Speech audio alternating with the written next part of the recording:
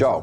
Šodien pagatavosim gardu budžeta recepti, un tās būs šoreiz cūgaļas, stirfrais vai, fritētie rīsi. Tā, pirmā lieta, kas mums noteikti vajadzīga, ir rīsi. Uzliksim vārīties, bet, ja jums ir iepriekšējās dienas rīsi, tad tie ir pat vēl labāki. Kamēr vārās ūdens rīsiem, mēs sagatavosim dārzeņus.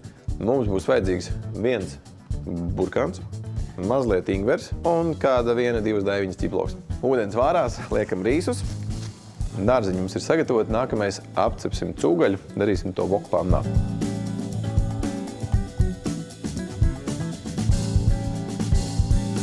Tajā pašā pannā neko netīram, liekam iekšā uzreiz burkānus un pārējos dārzeņus. Šajā brīdī pievienojam rīsus, liekam klāt mūsu cūgaļu, pustēkarotīte kurkuma, ekstra sojas mērce pēc garšas.